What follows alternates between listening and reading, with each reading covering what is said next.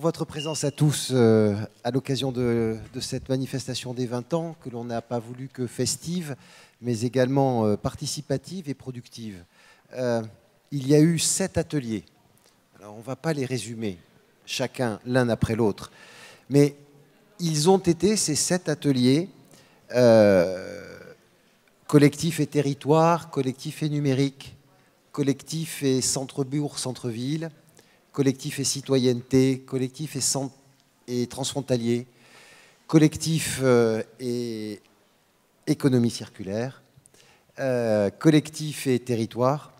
Ils ont été en fait la traduction, en quelque sorte, de la maquette de ce que l'ODAP veut faire et veut proposer et veut vous proposer dans les mois et les années à venir.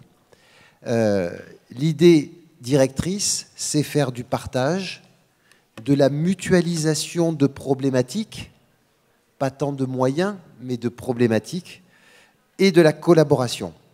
En fait, au travers de ces 7 ateliers, on a testé des formats de collaboration. Alors, dans certains ateliers, on a testé des solutions en brise-glace, d'autres ont pratiqué le jeu de rôle, d'autres le photolangage, d'autres des visites de sites ou le diagnostic en marchant. Il y a eu également ce que certains, les designers, il m'en voudra pas Stéphane, appellent l'idéation par post-it. Bon, ça c'est assez simple, tout le monde sait le pratiquer aujourd'hui. Mais ces formats-là, ils n'ont d'intérêt que s'ils aboutissent sur de la production. Et pour reprendre les propos de Stéphane Vincent, il faut bien effectivement que ce soit du test et de l'expérimentation, de faire quelque part ensemble. D'autres formats seront testés ensemble. L'immersion, il en a parlé tout à l'heure, je crois que nous devons procéder de ces façons-là, et le format peut-être de la controverse. Il s'agira pour nous de co-élaborer ensemble, et peut-être par exemple de construire ensemble, ça a été souvent abordé dans les ateliers, un sujet qui est celui du glossaire, que l'on parle la même langue ensemble autour de la table pour mieux se comprendre demain. Un des thèmes transversaux, c'était bien évidemment le slogan « Jouons collectif ». Et peut-être, Jérôme, tu as quelques compléments d'infos sur le sujet. Eh bien, en tout cas, il est peut-être important qu'on soit d'accord sur ce que c'est que le collectif. Il n'est pas obligatoirement facile d'en trouver une définition, parce qu'en général, c'est plutôt l'adjectif que le substantif qui sont présents dans les dictionnaires. Si je reprends ce que dit Wikipédia, c'est un groupe d'entités qui partagent ou sont motivées par au moins un problème ou un intérêt commun. Ou c'est également un groupe d'entités qui travaillent ensemble pour arriver, aboutir à un objectif commun. Et donc ce mot commun a son importance parce qu'il vient sans doute interroger le bien commun qui peut être au cœur de cette action collective. Juste parce que ça ouvrira sur les méthodes, le sociologue Michel Crozier indiquait que pour lui, le collectif existe quand il permet à des participants, par le jeu, d'assurer à ceux-ci leur autonomie d'agents libres et coopératifs. Et donc on retrouve cette question du jouons collectif. Alors jouer, qu'est-ce que c'est? La définition, c'est faire quelque chose pour se distraire, en s'amusant, en se divertissant. Ça peut être faire quelque chose sans y trouver de difficulté. Ça peut être enfin chercher à se faire passer pour quelqu'un d'autre que l'on n'est pas. Jouer un rôle, par exemple. Ce qui veut dire que si on est dans un jeu collectif, il est important d'avoir des règles du jeu, car les règles du jeu en société ne sont pas celles du jeu de société. Il n'y a pas de gagnant et de perdant. L'objectif, c'est d'arriver à un jeu où on n'est pas tout le monde gagnant, mais où en tout cas on est dans un esprit de jeu collaboratif, les jeux à bas par excellence. Ce qui veut dire qu'il y aura 3 principes pour les conduire. Faire adhérer à une convention qui est de nature à ce que l'ensemble du collectif trouve un cadre satisfaisant. Ça signifie aussi de définir des règles, et notamment qui sont inscrites dans cette convention collective, pourrais-je dire, des règles d'écoute et de bienveillance. Et enfin, et le mot a été employé tout à l'heure par un des intervenants, dans une approche un peu voisine, c'est celui de l'horizontalisation des échanges. Nous ne sommes plus dans des logiques pyramidales, dans ces contextes, mais bien dans des approches horizontales.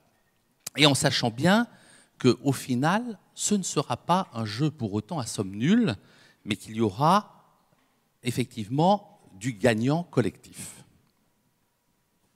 Alors, si on ne se prête pas au jeu de la restitution, on a trouvé dans ces ateliers quand même des clés de lecture communes, au moins 4, Jérôme, si je ne m'abuse, et tu as trouvé un fil conducteur sur l'ensemble des ateliers. Incontestablement, et c'est assez logique, ne serait-ce qu'avec le titre de ces journées, c'est celui des acteurs. Il constitue le fil conducteur des échanges de hier après-midi. En même temps, ces acteurs, resituons le contexte dans lequel nous nous situons aujourd'hui. On est quand même face à une crise de la citoyenneté, on est face à une certaine crise de la représentation des élus, et ce qui, pendant de très nombreuses années, dans nos systèmes démocratiques, ont eu leur importance, c'était notamment les partis politiques, qui étaient le cadre de la remontée du terrain. Ceux-ci, manifestement, ne sont plus en capacité d'assurer ce rôle, même quand ils se présentent comme étant du nouveau monde. Donc, la question qui a été posée, c'était notamment, il y avait un atelier sur les acteurs, c'était de quels acteurs parle-t-on ? Il y a évidemment ceux qui sont apparus comme incontournables, rentrant dans le champ de l'urbanisme, de l'aménagement, du développement au sens large, c'est-à-dire les collectivités, l'État, les médias, l'ingénierie urbaine, la Caisse des dépôts et consignations, l'université. Sachant que pour les collectivités ou les services de l'État, une des questions qui peut se poser aussi, c'est celui de l'articulation, bien sûr entre collectivités, mais aussi à l'intérieur d'elles-mêmes, entre leurs services, leurs directions, dans des fonctionnements parfois un peu en silo. Et puis, ce qui est apparu dans l'ensemble des ateliers, c'est quand même à l'intérieur de ces acteurs perçus comme incontournables, le rôle qui est attendu de la part de la collectivité publique, c'est-à-dire celui comme un guide qui est porteur, qui donne le sens et qui est porteur de l'objectif vers lequel il faut aboutir. D'autres acteurs semblaient être sous les radars, ou peut-être de nouveaux acteurs étaient à intégrer. Il y avait de citer sur nos territoires, parce que l'idée de l'ODAP, c'est de s'ancrer dans ces territoires. Il y avait des institutions comme l'armée, que ce soit sur le secteur béarnais comme sur le secteur basque, les directions et les présidences des grands équipements, parce qu'ils constituent nos territoires, et ils ne sont pas forcément associés dans les élaborations de schémas ou d'échanges. Il y a de nouvelles formes de partenariats, comme par exemple des associations qui prônent par exemple les territoires zéro chômeur, et de nouveaux opérateurs qui arrivent, les opérateurs réseaux sociaux, ceux qui ont plutôt une bonne vision ou une bonne image, Blablacar par exemple, ou de mauvaises, ou de plus mauvaises que d'autres, ou moins bonnes, comme Airbnb, et puis des grands acteurs plus traditionnels, mais desquels on se méfie, ou que l'on regarde de côté, ou que l'on voit sous le manteau, la grande distribution par exemple, ou d'autres grands représentants des opérateurs privés. Pour autant, ces acteurs-là, il faut bien qu'ils travaillent à la construction de politiques publiques.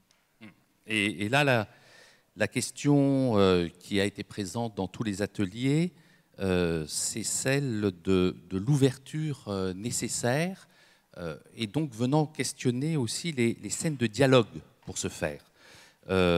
Quelles scènes de dialogue peut-on utiliser ? Dans un des ateliers, la seule qui a été exprimée, et je ne sais pas si le président du Conseil de développement est encore là, mais c'est le Conseil de développement. Donc nous étions en Béarn, donc il y avait une illustration locale, mais je pense qu'il en était pour le Pays Basque. Donc ça pose la question, si spontanément la variété, il y a sans doute incontestablement à innover dans ce champ-là pour être en capacité effectivement de changer les échelles d'approche. Le sentiment, c'est qu'on est dans des problématiques où il y a sans doute parfois à élargir l'échelle approchée. C'est par essence la culture des urbanistes d'ailleurs. C'est leur caractère enquiquinant. On leur pose cette question-là, ils vous disent « je pense que la réponse, on va la trouver là ». Je pense que c'est celle aussi des designers d'ailleurs. Et puis il y a des moments, au contraire, on est dans l'approche où il y a le zoom, il y a le microscope, et il faut aborder les choses de façon plus ténue. Et donc pour être en logique avec ces changements d'échelle des approches, il faut inventer aussi les scènes de dialogue qui doivent en même temps nécessiter une animation. Ça pose toute la question de l'ingénierie et de la professionnalisation de cette ingénierie à toutes les échelles, y compris d'ailleurs à l'échelle transfrontalière. C'était rappelé dans l'atelier concerné hier. Il y a eu dans un des ateliers exprimé tout l'intérêt qu'il peut y avoir dans l'exemple des Barcamp ou des Lab Forum, mais on revient là, Denis, à ce que tu as exprimé tout à l'heure en entrée en matière, en fait. Et le schéma était complété aussi par cette notion de zoom et de dézoom, de loupe et de longue vue, pour faire un clin d'œil aux propos d'hier de Alain Lamassoure. Donc cette relation interscalaire, passer d'une échelle à l'autre, et la notion de dialogue interterritorial que tu évoquais à l'instant, Jérôme, que l'on peut illustrer dans le cadre de Cœur de Ville, une opération Cœur de Ville.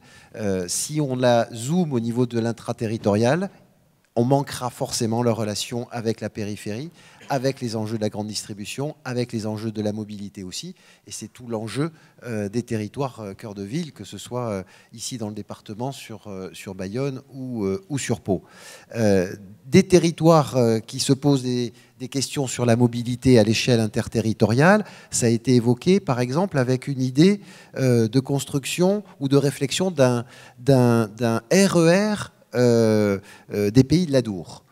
Sachant que l'idée qui a été émise dans cet atelier, c'était de dire, est-ce que ce modèle de déplacement pourra construire lui-même et participer à la construction d'une identité, si ce n'est d'une identité, tout au moins d'un fonctionnement territorial à cette échelle-là, et répondra aussi aux besoins locaux des habitants, parce qu'ils sont à cette échelle-là au niveau de la mobilité, et les gens se déplacent aujourd'hui de plus en plus loin sur ce territoire des Pays de l'Adour.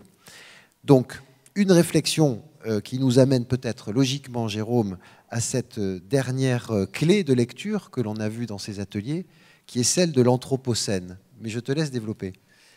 Oui, alors c'est venu notamment dans des ateliers qui est effectivement cette quatrième clé de lecture qui est celle de l'Anthropocène en rapport avec le changement climatique, c'est-à-dire chacun de nos actes quotidiens, individuels comme collectifs, chacun de nos choix, de nos décisions, est de nature à influer sur notre environnement, et cela dans une incontestable durabilité. Et donc la question qui se posait dans cet atelier et dans d'autres, c'est celui de est-ce on doit rester dans une logique, là aussi en silo, qui est que dans les documents de planification, on met un chapitre supplémentaire sur la problématique de l'empreinte écologique, ou doit-on l'aborder de façon transversale et considérer que chacune de nos réflexions, chacune de nos décisions doit avoir cette clé de lecture comme approche, voire comme approche première d'ailleurs. Ce qui peut d'ailleurs amener à se dire, mais est-ce qu'un PCAET, un plan climat-air-énergie territorial, est un document pertinent par son approche extrêmement ciblée? On devrait, sur ces sujets-là, ce devrait être présent dans les PDU, dans les PLH, dans les PLUI, dans les SCOT ou dans le SRADET. Donc voilà, éviter incontestablement le silo. Ça pose aussi la question de notre rapport, à l'espace et de notre rapport au temps. Il y a un des ateliers qui a fait une synthèse fort intéressante, qui était de se dire, nous avons à inventer, à réinventer le territoire d'une certaine proximité et la ville des temporalités et des saisonnalités. Parce que c'était un atelier qui travaillait sur la problématique de l'alimentation. Et puis également, cette question de l'Anthropocène vient interroger l'articulation entre le physique et le virtuel, c'est-à-dire en l'occurrence la réalité de l'empreinte écologique d'une société numérique personne n'a à l'esprit, en fait, alors qu'elle est en réalité colossale, et donc qui n'est pas quelque chose qui doit être tenu de côté. En conclusion, ce que l'on se devait de faire, c'était qu'on essaye de dépasser la logique de l'observation statique. Tout à l'heure, les membres de l'ODAP éminents qui étaient à la table ronde ont évoqué l'intérêt de l'observation et de l'observatoire que portent les agences d'urbanisme, puisque Jérôme, tu en as aussi un dans ton agence d'urbanisme. Jérôme vient d'Amiens. Et donc c'est vrai que c'est dans notre métier, mais est-ce qu'aujourd'hui cette observation doit-elle rester statique? Est-ce qu'elle ne doit pas travailler beaucoup plus sur les flux et aussi se transformer en une observation qui permet d'agir, de faire et d'expérimenter? Le mot faire, le verbe faire a été utilisé dans beaucoup d'ateliers et repris d'ailleurs dans un titre de l'un d'entre eux qui s'appelait Cum operare en latin, c'est-à-dire faire et opérer ensemble. Et c'était la possibilité que donnaient les acteurs présents à ces ateliers de dire il faut tirer des enseignements, faire assez rapidement, arrêter de produire des schémas, des études et des analyses et se lancer dans la possibilité de faire et se donner le droit à l'erreur. La production de ces travaux en atelier vont faire l'objet de publications et de supports numériques, très probablement, en essayant de faire attention à leurs empreintes carbone. Et déjà, quelques heures après un des ateliers, celui sur la citoyenneté et la représentativité, qui avait utilisé un mode de travail original par un jeu d'acteurs, en fait, un jeu de rôle. Ils ont sorti un premier document qui vous sera rapidement présenté sous un format original, qui est celui du roman photo, qui vous rappellera certainement de belles heures parfois de votre jeunesse.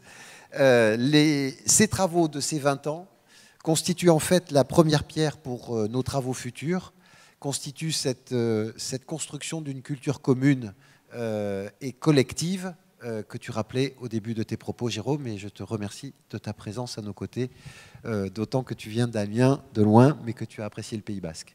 Merci beaucoup. Merci beaucoup. Donc on applaudit, on remercie ce travail de synthèse qui n'était pas évident.